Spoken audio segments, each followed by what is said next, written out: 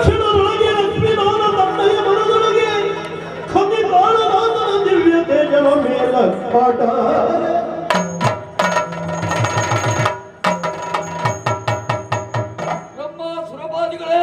ಚಂದ್ರಕಾಂತ ಶಿಲೆಯಲ್ಲಿ ಕುಳಿತು ಮಹಿಷನ ಒಲೆಗಾಗಿ ಯೋಚಿಸುತ್ತಿರುವ ಸಂದರ್ಭದಲ್ಲಿ ನೀವೇ ಬಂದು ದೂರಿಡ್ತಾ ಇದ್ದೀರಿ. ಯೋಚನೆ ಮಾಡಬೇಡಿ. ದುರುಳನ ಮಹಿಷನ ಒದನೆಗೆ ಬೇಕಾಗಿ ನನ್ನಲ್ಲಿರುವಂತಹ ಅಂತಃಸತ್ವವನ್ನ ಚೆಲ್ಲಿ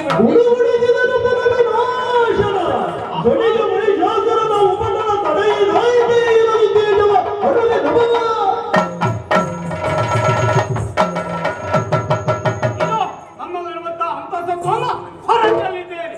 ದುರುಳ ಮಹಿಷನ ವಧೆಗಾಗಿ ನನ್ನಲ್ಲಿರುವಂತಹ ಅಂತಃಸತ್ವವನ್ನು ಹೊರಚೆಲ್ತಾ ಇದ್ದೇನೆ.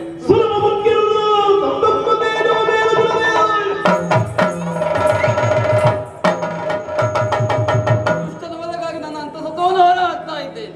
ನೋಡಿದಿರಾ ಆ ಕಡೆಯಲ್ಲಿ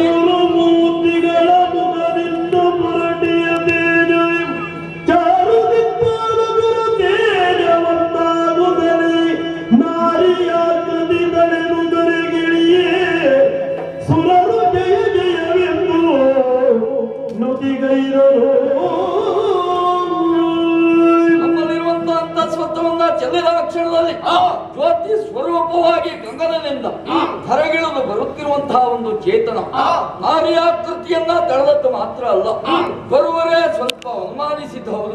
ದೇವಶಿಲ್ಪಿಯಾದಂತಹ ವಿಶ್ವಕರ್ಮನೆ ಬೇಕಾದಂತಹ ಹೊಸದ ಆಭರಣಗಳನ್ನ ದೇವಿಗೆ ತೊಡಿಸಿದ್ದಾನೆ. ಈ ಕಡೆ ಬರುತ್ತಿರುವಂತಹ ದೇವಿಯನ್ನ ಸ್ವಾಗತಿಸಬೇಕು. ಬಂದು ಹೀಗೆ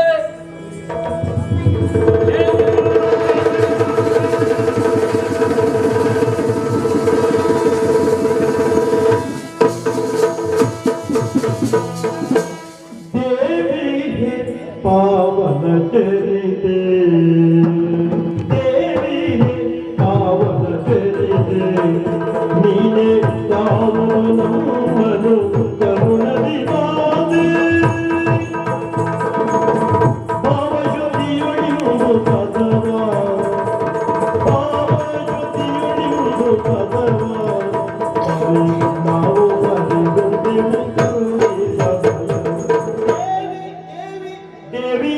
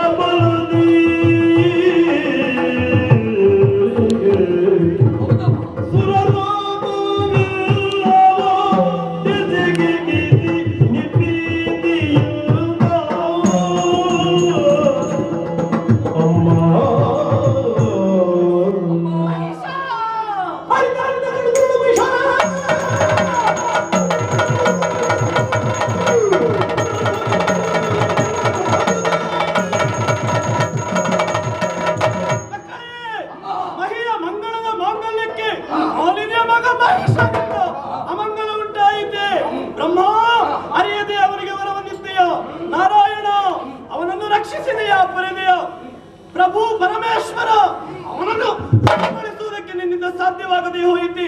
ಚಿಂತಿತರಾಗಬೇಡಿ, ಧೃತಿಗೆಡಬೇಡಿ. ಲೋಕ ಕಲ್ಯಾಣವನ್ನು ನಾನು ಮಾಡ್ತೇನೆ. ಧೈರ್ಯಸ್ಥರಾಗಿರಿ, ಧೈರ್ಯಸ್ಥರಾಗಿರಿ. ಕೇವಲ ಅವನೊಬ್ಬನೇ ಅಲ್ಲ ಅಮ್ಮ, ಮತ್ತೆ ಅವನ ಅನುಯಾಯಿಗಳಾದ ಶಂಕರು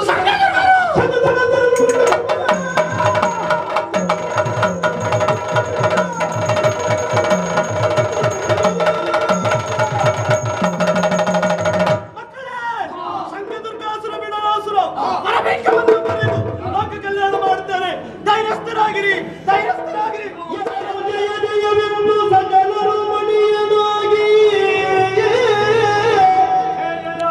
ವಿಶ್ವಕರ್ಮನು ಘನಧರಣಿ ಶೋಭಿಸುವ ಭೂಷಣ ವಸನಮರ್ಪಿಸಲು ವನದನಾವನು ಕರದ ಚಕ್ರವ ತ್ರಿನಯನಾಗ ತ್ರಿಶೂಲವನು ಸದಾ ಕನಕಗರ್ಭನು ಬ್ರಹ್ಮದಂಡವನಿತ್ತು ಸುರರೆಲ್ಲ ತಮ್ಮಯುಧವ ದೇವಿಯ ಕರಗಳಿಗೆ ತೊಡಿಸಿ ಜಯ ಜಯ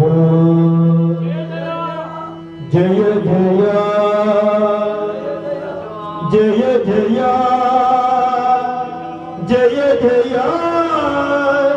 ಜಯ ಜಯ ಜಯ ಜಯ ಜಯ ಜಯವೆಂದು ನುಡಿಗೈರರು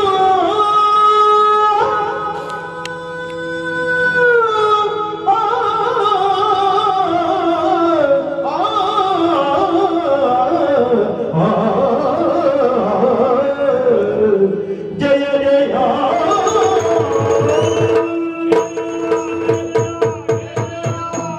ಅಮ್ಮ ಮಕ್ಕಳೇ, ನಿನ್ನ ಮಾತಿನಿಂದ ಈಗ ನಾವು ಸಮಾಧಾನಗೊಂಡವರಾಗಿದ್ದೇವೆ.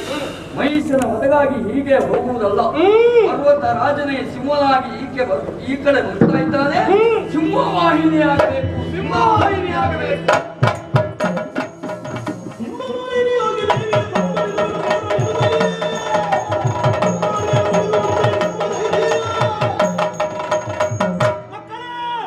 ಲೋಕ ಕಲ್ಯಾಣಕ್ಕಾಗಿ ಸಿಂಹವಾಹಿನಿಯಾಗುತ್ತಾರೆ. ಮಕ್ಕಳೇ, ಧರ್ಮ ಸಂಸ್ಥಾಪನೆಗಾಗಿ ಸಿಂಹವಾಹಿನಿಯಾಗುತ್ತಾರೆ. ಮಕ್ಕಳೇ, ಲೋಕ ಕಲ್ಯಾಣಕ್ಕಾಗಿ ಸಿಂಹವಾಹಿನಿಯಾಗುತ್ತೇನೆ, ಸಿಂಹವಾಹಿನಿಯಾಗುತ್ತೇನೆ,